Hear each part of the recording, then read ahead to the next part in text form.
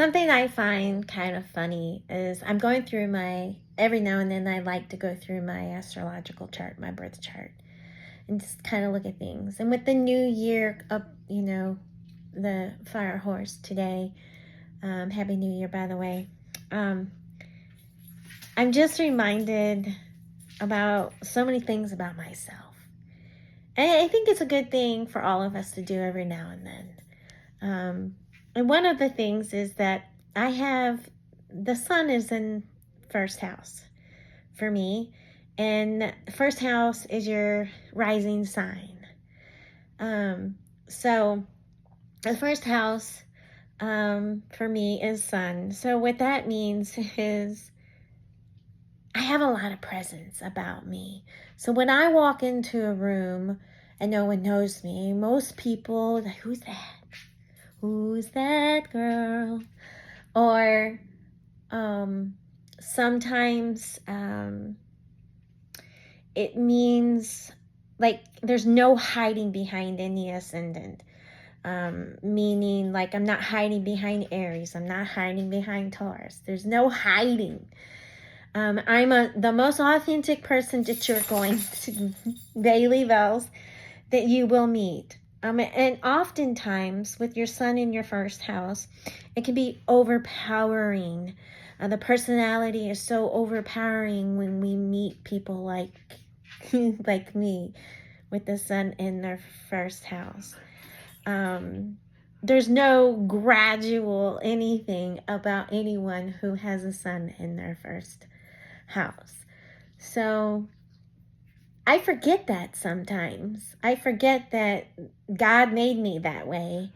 And I can get a little bumped in the head every now and then, or kind of peeved or irked when people put me in positions, because I'm like, this is not what I want.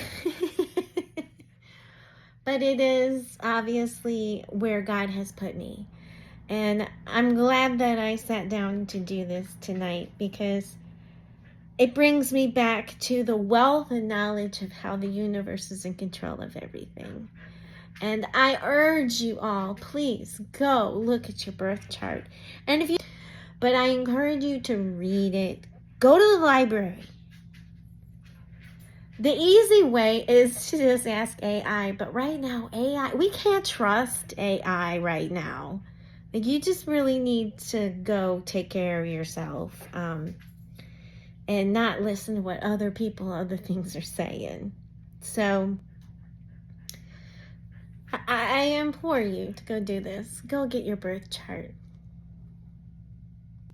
Another thing about my birth chart is I have moon in the 8th house. And if you don't know much about birth chart, I'll let you know.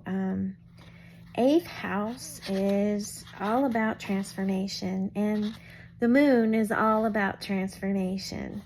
So it's a perfect alignment with my moon. I'm also got moon in Taurus. And so it's fixed. And so how can you be fixed and transformed at the same time? But I'm also Libra. So I'm always working that balance. And so I've got Libra all over my chart. I got Mercury in Libra, Uranus in Libra. I can't remember a couple other places. So I've got at least 3 Libra placements in my birth chart. And so with my transformation, my 8th house is moon. You can see where I could be confused a lot. And how I'm always trying to balance the scales.